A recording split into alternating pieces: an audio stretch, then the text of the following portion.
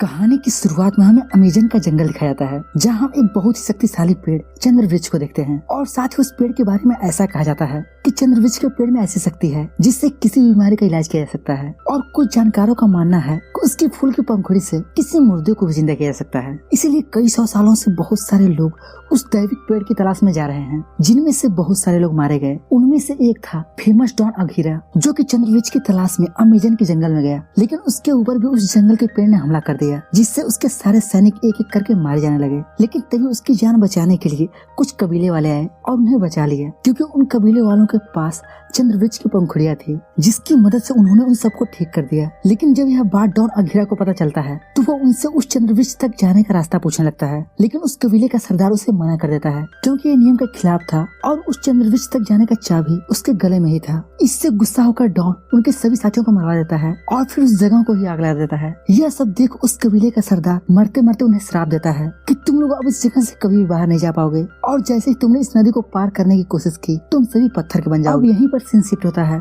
और हमें प्रेजेंट का सीन दिखाया जाता है, जहाँ हम डॉक्टर लिली और उसके असिस्टेंट भाई को देखते हैं, जो कि एक हाल में बैठे हुए कुछ लोगों को चंद्र वृक्ष के बारे में बता रहे होते हैं। फिर उसका भाई उन सभी से कहता है कि अगर हमें उस चंद्र वृक्ष का फूल मिल जाए तो हम अपने देश से सारी बीमारी को खत्म कर सकते हैं, और साथ ही ये फूल हमारे वार में भी काम आएगा। दरअसल कुछ दिनों पहले ही ब्रिटिश सरकार को तीर के आगे का कुछ निशान मिला था। दरअसल ये वही एरोहेड था जो कई सालों पहले डॉन उस कबीले के सरदार से छीनना चाहता था। लिली उसी एरोहेड को लेने के लिए आई थी और उन सबके सामने प्रस्ताव रखती है, लेकिन वहाँ बैठे सभी लोग इस चीज के लिए इनकार कर देते हैं, क्योंकि उनका मानना था कि चंद्र वृक्ष जैसा कोई पेड़ इस धरती पर है ही नहीं, ये सिर्फ एक कहानी है। ये सुन लिली चुपके से पीछे वाले म्यूजियम में जाती है और वहाँ रखे एरोहेड को किसी तरह से चुरा लेती है। और जब यह बात वहाँ के प्रिंस को पता चलता है तो उसे पकड़ने की बहुत कोशिश करता है, क्योंकि वो भी उसी एरोहेड को लेने के लिए आया था। लेकिन लिली उस एरोहेड को लेकर वहाँ से भागने में कामयाब हो जाती है, जिससे प्रिंस बहुत गुस्सा होता है और अब वो किसी भी हाल में लिली से उस एरोहेड को छीनना चाहता है। इसके बाद लिली एक मैप लेकर अपने भाई के साथ अमेजन के जंगल की तरफ निकल पड़ती है।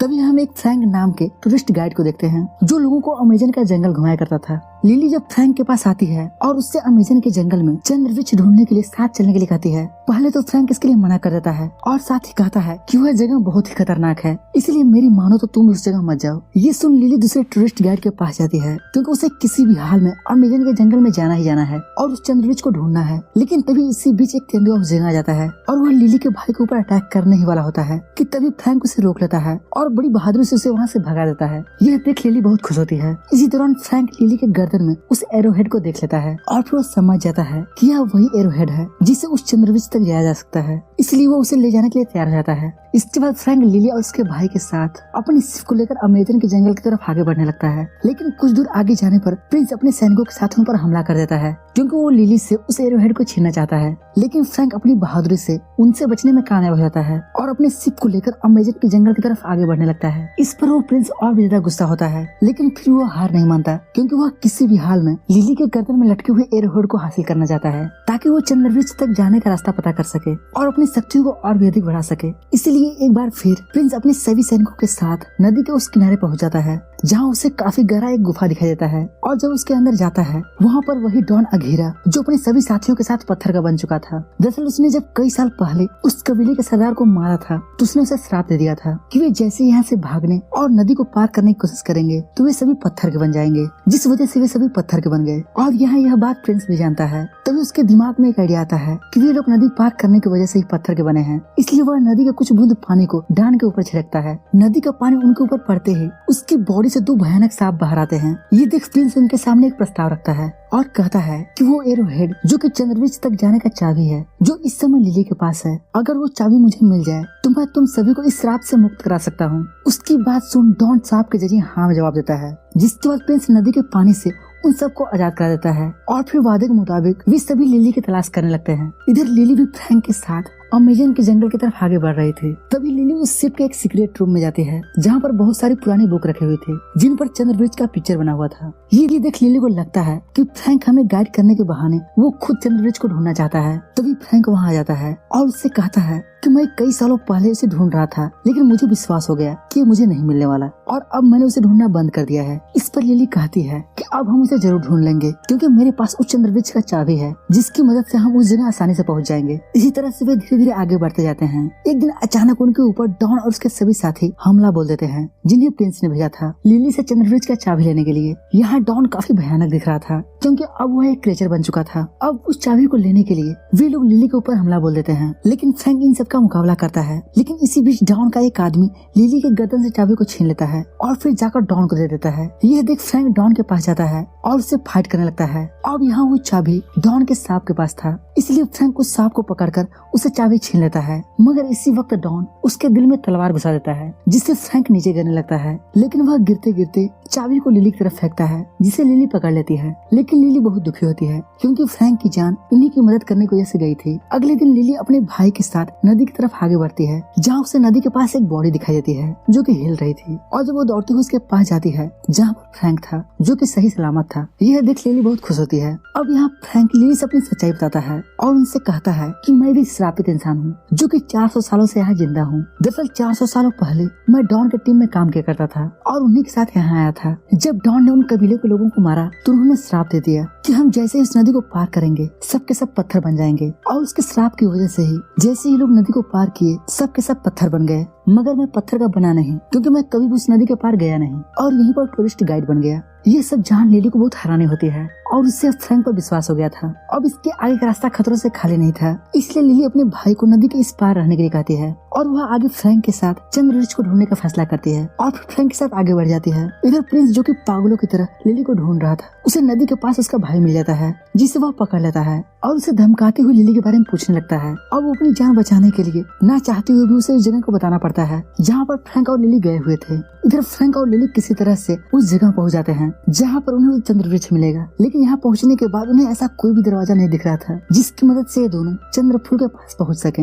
इसके बाद फ्रैंक पानी के अंदर जाता है जहाँ उससे एक दरवाजा दिखाई देता है जिसकी चाबी लिली के पास थी और फ्रैंक लिली को पानी के अंदर जाने के लिए कहता है, लेकिन लिली को पानी से काफी ज्यादा डर लगता है इसलिए वह अंदर जाने से मना करती है। लेकिन फ्रैंक उसे हौसला देता है और फिर दोनों एक साथ ही पानी के अंदर जाते हैं जहाँ गलती से लिली का पैर एक ट्रैप में लग जाता है जिससे वह एक पिंजरे के अंदर कैद हो जाती है और तभी काफी खतरनाक मछलियाँ तेजी से उनकी तरफ आगे बढ़ने लगती हैं और इससे पहले वह मछलियाँ लिली पर हमला करते फ्रैंक उनके सामने आ जाता है। इसके बाद लिली किसी तरह से अपनी चाबी से दरवाजा खोल देती है जिससे वहाँ का सारा पानी सूखने लगता है और जल्द ही वहाँ का सारा पानी खत्म हो जाता है। इससे पहले कि ये दोनों अंदर जाते कि इतने में प्रिंस भी आ जाता है जिसके पास लिली का भाई भी होता है। वो उसके सर पर गन पॉइंट करके लिली से चाबी मांगता है। अब लिली ना चाहते हुए भी उसे चाबी दे देती है। इसके बाद सभी लोग अंदर जाते हैं जहाँ पर वह विशाल पेड़ होता है जिस पर चंद्रफूल लगता है जिसकी पावर अलौकिक है, लेकिन वह पेड़ पूरी तरह से सूख गया होता है। यह देखकर प्रिंस कहता है कि हो न हो हमें इस चाबी को यहीं कहीं लगाना होगा तभी यह पेड़ फिर से हरा भरा हो सकता है। इस पर फ्रैंक कहता है कि मैं उस जगह को ढूंढ सकता हूँ,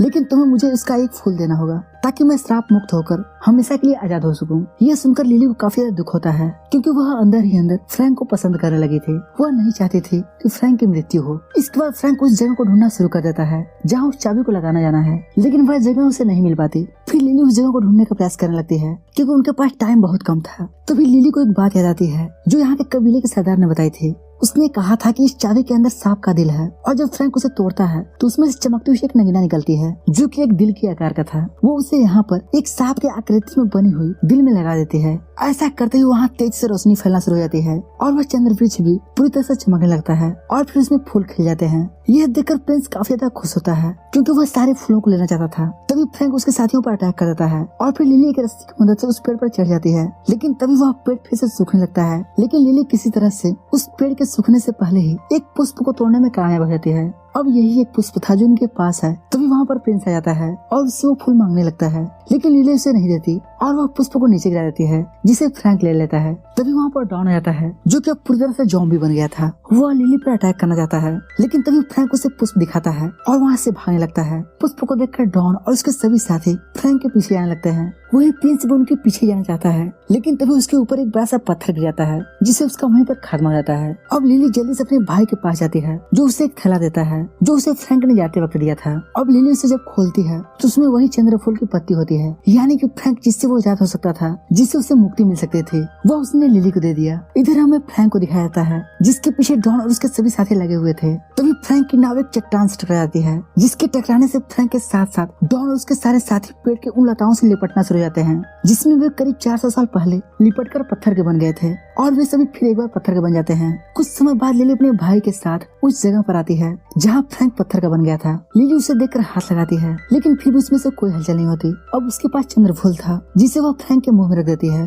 लेकिन इससे भी कोई फायदा नहीं होता और फिर चंद्रफूल भी गायब हो जाता है। अब लिली और उसका भाई काफी उदास होकर वहाँ से जाने लगते हैं। तभी वहाँ पर कुछ हलचल महसूस होता है। यह सुनकर वे दोनों तेजी से भागते हुए फ्रैंक के पास आते हैं जहाँ फ्रैंक फिर से ठीक हो गया था। यह देखकर लिली काफी ज्यादा खुश होती है क्योंकि फ्रैंक अब नॉर्मल इंसान बन गया था और उसका श्राप भी अब पूरी तरह से खत्म हो चुका था। तभी उनकी नजर पेड़ पर जाती है जहाँ पर अभी भी एक चंद्रफूल बचा हुआ था। दरअसल उस पर अभी भी चांद की रोशनी पड़ रही थी, इसलिए चंद्रफूल खिल रहा था। अब लिली उस फूल को तोड़ लेती है और फिर सभी लोग वहाँ से वापस लौट जाते हैं, जहाँ लिली उस फूल से बहुत सारी दवाइयाँ बनाती है जिससे वह पूरी तरह से दुनिया में फेमस हो जाती है। और इसी के साथ एक प्यारी सी कहानी पर खत्म हो जाती है। दोस्तों उम्मीद करते हैं कि आपको इस मूवी का एक्सप्लेनेशन जरूर पसंद आया होगा। अगर पसंद आया है तो इस वीडियो को लाइक और चैनल को सब्सक्राइब जरूर करें। बाकी हम मिलते हैं अगले दिन एक ऐसे ही इंटरेस्टिंग स्टोरी के साथ। तब तक के लिए बाय बाय।